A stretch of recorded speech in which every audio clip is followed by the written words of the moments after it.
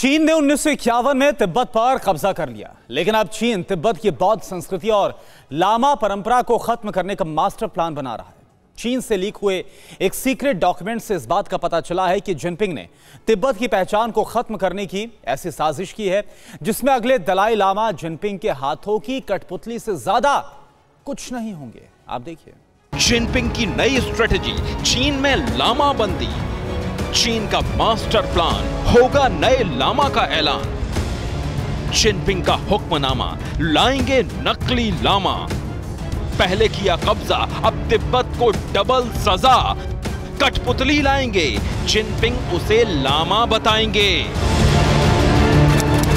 23 मई 1951। ये वो काली रात थी जब दुनिया की छत तिब्बत पर चीन ने कब्जा कर लिया।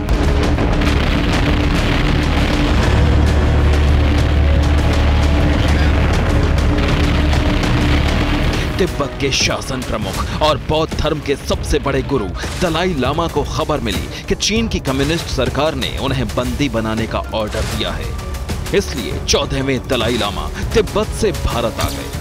तब से दलाई लामा भारत में रहकर तिब्बत की आजादी के लिए आंदोलन चला रहे हैं और तभी से दलाई लामा चीन की हर सरकार की आंखों की खिरखिरी बने हुए हैं। लेकिन अब शी जिनपिंग ने बौद्ध संस्कृति और लामा परंपरा को ही खत्म करने का मास्टर प्लान बनाया है।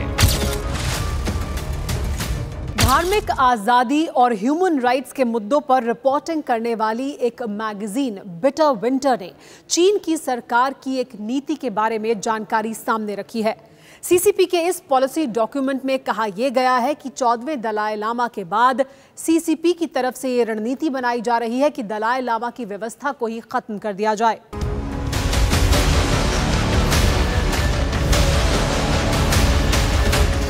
चीन की प्लानिंग बहुत लंबी है।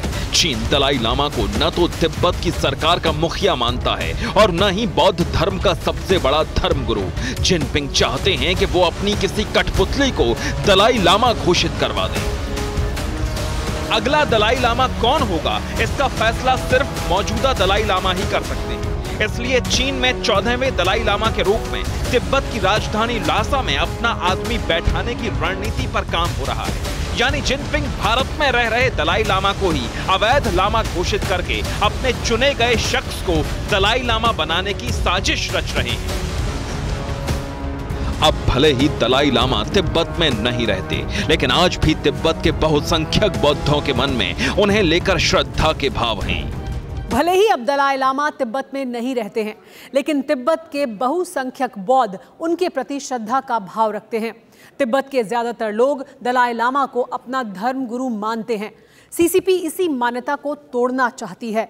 जो 2 पॉलिसी डॉक्यूमेंट सामने आए हैं उसके मुताबिक सीसीपी इस बौद्ध धर्म की मान्यता को तोड़कर एक नई मान्यता घड़ना चाहती है।